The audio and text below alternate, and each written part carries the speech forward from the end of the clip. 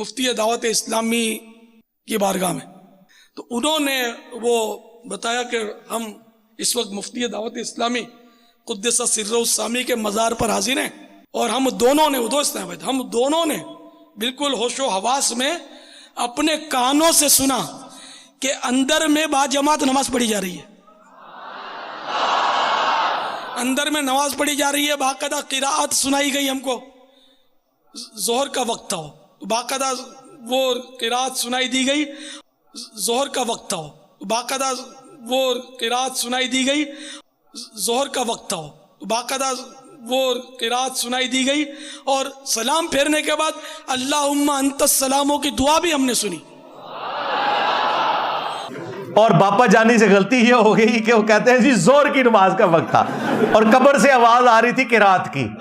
اندازہ کرو زہر میں تو قراءت اونچی آواز سے ہوتی نہیں ہے، اور خود فقہ حنفی کا بھی مسئلہ ہے کہ اگر زہر اثر میں کوئی اونچی قراءت کرے گا تو سجدہ صاحب واجب ہو جائے گا۔ ساتھ ہی ہونا چاہیے تھا قراءت کی آواز آ رہی تھی اور بعد میں کسی نے لقمہ باہر سے دیا تو انہوں نے اینڈ پہ سجدہ صاحب کر لیا۔ اور دیکھے وہ ریکارڈنگ کرنے والوں نے ریکارڈ کیا، اور کسی بیوقوف کا بھی دماغ نہیں اس طرف گیا، عقل مندوں کا تو جانا ہی نہیں تھا، بیوقوفوں کا چلا جاتا کہ اللہ کے بندو اس میں تو اس نے زور کے نماز کا نام لے لیا، ویسے جنرل بات کر دیتا تو یہ کہانی چل جاتی۔ اس سے پتہ چلا کہ یہ ٹیکنیکل جو خرابیاں بیچ میں چھوڑتے ہیں نا، اس کی وجہ سے ہمیں پتہ چل جاتا ہے یہ کہانیاں گھڑتے ہیں بیٹھ کے۔ تو واللہ میں کسی بزرگ کی توہین نہیں کرتا، تم خود کرواتے ہو جب تم یہ کہو گے کہ اوپر دیکھا تو سونا، نیچے دیکھا تو سونا۔ ہاں، درخت، اس کے پتے، اس کے تنے، جڑیں بھی سونے کی ہو گئی۔ داتا حضور کشف المحجوب میں لکھتے ہیں یہ فکرے ان کی زبان سے تب ادا ہوئے جب اس درخت کے نیچے تھے جس کے اوپر میں چڑھا ہوا تھا۔ آپ فرماتے خدا کی عزت و عظمت کی قسم، پورا درخت، اس کی ٹہنیاں، اس کا تنا، اس کی جڑیں بھی سونے کی ہو گئی، سارا، ہاں سارا ہی سونے کا ہو گیا۔ اب وہ جو ہے نا وہ مٹی اٹھانے کے لیے نیچے ہوا، تو نیچے دیکھا تو زمین سونے کی، زمین سونے کی ہے۔ یہ کیا ہوا؟ دائیں دیکھا تو سونا، بائیں دیکھا تو سونا، آگے دیکھا تو سونا، پیچھے دیکھا تو سونا۔ اب بابا جی نے کام کیا تھا، کیوں نہیں مٹی دیا ٹیمہ پھڑان دیا، اور کہتا ہے حضور کہاں سے پکڑاؤں، مٹی ہے ہی نہیں، جہاں تک نظر جاتی سونا ہی سونا ہے۔ بابا جی ایک سوال ہے بابا جی، اگر آپ ہوا میں سونا نکال سکتے ہیں بابا جی تو دیش کی غریبی کیوں نہیں مٹا دیتے بابا؟ جواب بابا جی، جب آپ خود سونا نکال سکتے ہو تو ہم لوگوں سے چندہ کیوں لیتے ہو بابا جی؟ جواب ہری اوم ہری اوم ہری اوم۔ یہ رانگ نمبر ہے، یہ رانگ نمبر ہے۔ اب وہ واقعہ اگر کشف المحجوب میں علی حجویری صاحب نے لکھ دیا ہے تو اللہ کے بندو، واللہ عالم انہوں نے لکھا نہیں لکھا، انہوں نے بھی لکھا تب بھی اللہ کے بندو یہ پاسبل ہے؟ مجھے بتاؤ، اللہ سے ڈر جاؤ۔ جب یہ جھوٹ تم بولو گے تو پھر ہم تم سے نہیں پوچھیں گے کہ یار اب وہ بزرگ کدھر گئے ہیں؟ اور اس سے بھی بڑھ کر کیا صحابہ کرام کو یہ کرامت نصیب تھی؟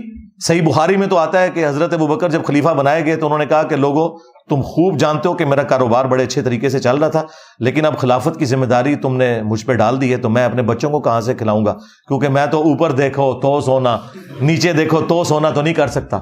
تو صحابہ کرام نے مشورہ کر کے ایک مہاجر کے برابر ان کا وظیفہ بیت المال سے لگایا۔ اگر حضرت ابوبکر صدیق رضی اللہ تعالیٰ عنہ یہ نہیں سونا کر سک رہے تو تیرے بابے تو شاہی کوئی نہیں۔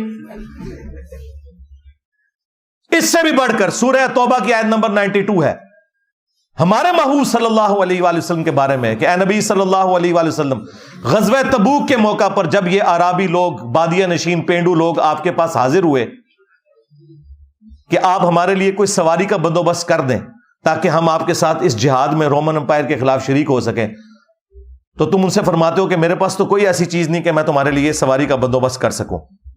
تم دیکھتے ہو کہ یہ تم سے اس حال میں واپس پلٹتے ہیں کہ ان کی آنکھیں آنسوں سے تر ہوتی ہیں اس غم کے سبب کہ یہ جہاد میں شریک نہیں ہو سکیں گے۔ نبی علیہ السلام کے صحابہ کرام تو روتے ہوئے وہاں سے چلے گئے، نبی علیہ السلام نے اوپر دیکھا تو سونا، نیچے دیکھا تو سونا تو نہیں کیا۔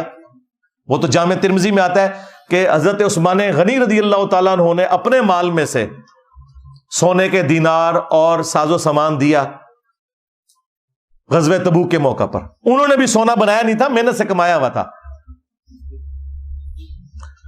اس سے بھی بڑھ کر سورہ بنی اسرائیل میں 9 معجزات تھے جو نبی علیہ السلام سے کافر کہتے تھے کہ آپ کر کے دکھائیں گے.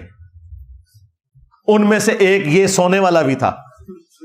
اس کا سونے کا کوئی گھر بن جائے, اوپر دیکھو تو سونا, نیچے دیکھو تو سونا ہو جائے. تو اس کے جواب میں کہا گیا نبی تم فرما دو کہ میں بشر ہوں, رسول ہوں, یہ میرا کام نہیں ہے کہ یہ معجزات میں خود سے دکھا سکوں. تو مجھے بتاؤ کہ اگر قرآن میں نبی علیہ السلام کی نبوت سٹیک پہ لگ جاتی ہے نعوذ باللہ اس حوالے سے کہ کافر ان کے اوپر یہ ڈیمانڈ رکھ دیتے ہیں اور اللہ تعالیٰ وہ ڈیمانڈ بھی پوری نہیں کرتا کہ بھائی ایسا نہیں ہوگا, اللہ چاہے گا تو ہوگا, کہ اس کا سونے کا گھر ہو. تو اگر نبی کے غلام یہ سارے کام کر لیتے تھے تو نبی علیہ السلام کے کیس میں کیوں نہیں ہوگا؟ دنیا بقدر ایفرٹ ہے یار. اس لیے یہ قرآن و حدیث ڈائریکٹ نہیں پڑھنے دیتے, کہتے ہیں تم گمراہ ہو جاؤ گے, یعنی کہ راستے پہ آ جاؤ گے. تو جب تم اس قسم کے جھوٹے واقعات کو دین بنا کے پیش کرو گے تو پھر تو ہم یہ کہیں گے